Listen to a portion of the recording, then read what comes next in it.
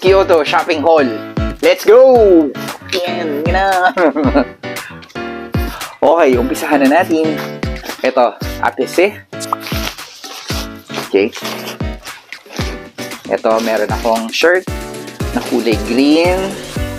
Yan. Tapos, naka-embro yung logo dito sa left, sa may heart na side. Standard fit, small size. Yan. Good to know. Small size daw. Tapos ito, corduroy na military green na cap. Size 58. Tapos in-adjust ng konti dito. Although size 56 talaga ako sa totoong buhay.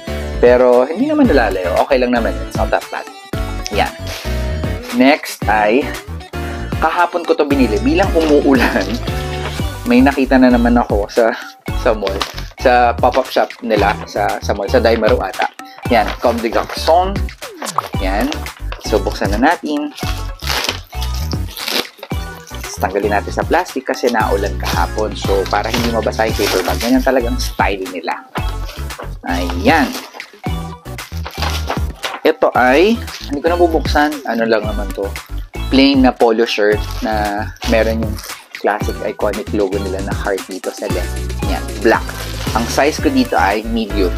Bilang regular size. Regular fit yung polo shirt dito. Unfortunately, sa mga shops nila, sa mga pop-up shop nila, bawal magsukat. Pansin ko yan. Sa Osaka tsaka dito, nakakainis. Pero tinesting ko na lang. Pero feeling ko naman tama naman yung size ko dito. Tapos no return, no exchange pa. Good luck. Tapos, finally, after ng kakabalik ko at kakatingin sa Maison Kitsune, nakailang punta ako sa store nila, even sa flagship store nila sa Osaka, medyo namahalan ako sa damit. Tapos, until finally, dito, store dito sa Hankyu ata o sa Daimaru, basta isang department store dito sa Kyoto, ay pinuntahan ko. Tapos mabait yung sales associate and very accommodating. Tapos, iningganyo niya ako na magsukat ng ilang damit. So, sabi ko, sige, sukat ko. Nung sinukat ko na, tapos ang bait-bait pa, tapos parang nahiya naman ako kung hindi natin bibilhin. Tapos, explain pa siya all. Ang ganda na pagkakapackage. Yan. Ano nga ba itong binili ko? Navy blue. Oh, shucks. Normal. Ayusin ko yung pagtanggal, tapos balik ko na lang. Ayan. Parang standard fit ata to. Tapos, ang size ko ay extra small. Actually, yung size ng small nito, parang 2 inches lang yung pagitan niya.